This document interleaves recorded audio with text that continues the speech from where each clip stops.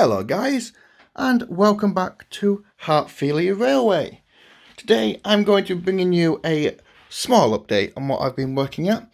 I've not been doing many videos because I've been a little bit busy.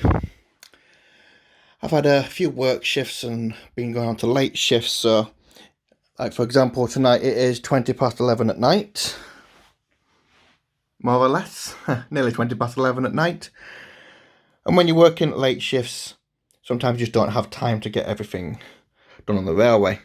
So I'm going to take you around and show you what I've done, and show you what I've accomplished in the last few weeks. Before you progress the video, don't remember to hit like, hit subscribe, and leave a comment. Let me know what you think. What you think of what I've been up to. So we're going to go over there a second and show you what we've been doing. So this is one of the biggest improvements and newest things to Heartfilia Railway. We actually have quite a control board for my switches. As you can see, we've got a little map. I've still got to paint these little bits here, and these represent where the platforms are with Heartfilia Station. But these switches will eventually control all of the wiring, all of the point motors. Now, to let you know that these aren't working 100% yet. I've still got a little bit of work to do underneath. I'm not going to go underneath and show you because it's an absolute mess of wiring. I've got to neaten it all up. But basically we've got A and B back here, which control crossover points which are under the church and under those houses. And then we've got 1, 2, 3 and 4. So this one here, coordinates number 1 here. Number 1, which is that one just over there. The point motor has been installed. Get a silhouette of my phone there. Number 2, which is the closest one, and opposite on the other side, with 4 being just under the tunnel. So once I get all this operational, it should be working. So I'm going to need a power supply for it. The power supply I had originally just wasn't strong enough. It wasn't working. So what I'm going to do is get another power supply, which is more adequate for the CDU, which is the capacitor discharge unit, which is just somewhere about here in the wiring section. And that will then discharge and be able to get the electric to the point motors. Now I have installed all of the point motors. You can see there's one just under there, so that little retaining wall needs to be just altered a little bit so it's not riding on top. We have got a few over here as well. This one has to be at a certain angle. The reason why it's at an angle is so the carriages can go over it. And they've got one there as well. So I'm using the Pico side mounted motors because they were the easiest to get my hands on and they just seem the simplest. And they don't look too bad. I didn't want to go any with the ones which go underneath the baseboard. The last thing I want to be doing is drilling massive holes through scenery and getting under them and being all fiddly with electronics and stuff. It just wasn't my thing. So we did wonderful side-mounted ones. And like I said, if you just ignore the mess that is my workbench, once we have got this all working, I will do a demonstration of how the points work.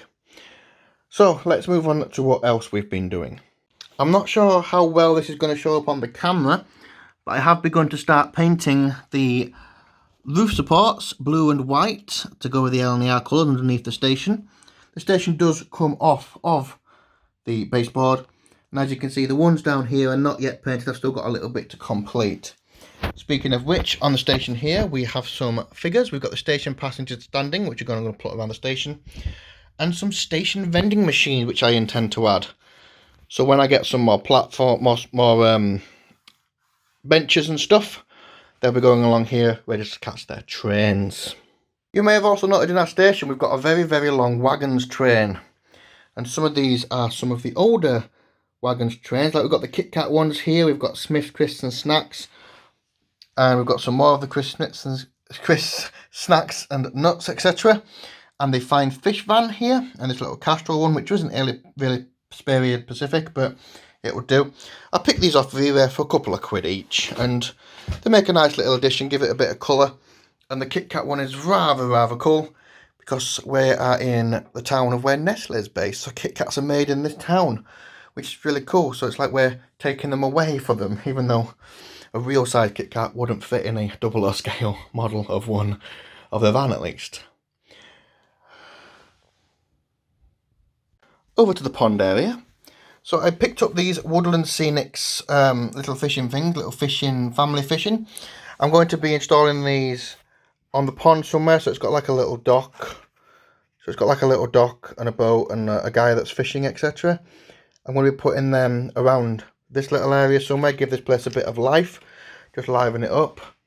And speaking of a little bit of life, we have been working on our front gardens over here, which is really cool. So they're going to be finished. I'm going to do another video because I did part 1 on them. And part 2 I should finish them, put some gates in, get some caring slabs on, etc. And get it up and going. You can see I've gone through a mix of different gardens. Still an experiment, but I'm going to see what I can do. The rear houses will be done later on. Oops, don't mind my fingers there. That's when I get some more card kits and I do the back alley. As you can notice, these ones don't have their chimney pots yet. I've yet to put them on. That's another thing I've got to do. I've got a list of lots of little projects to do, basically. And I'm slowly working my way through it.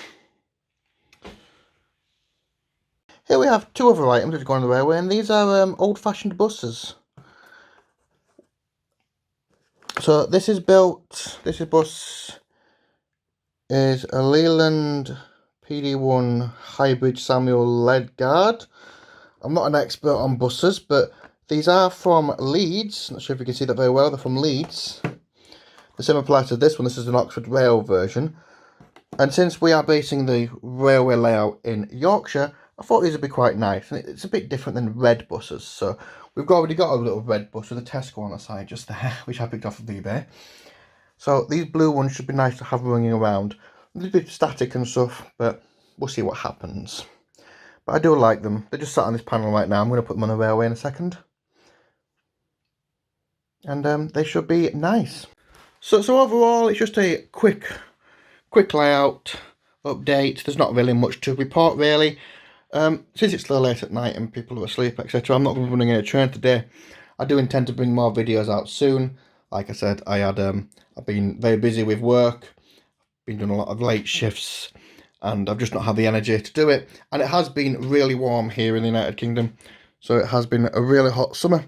And this little contraption down here, with all my switches on, took a lot of time to get right. We were at this 2 or 3 days, so yeah. It should be fine. But no, thank you for watching, and I hope you are all staying safe.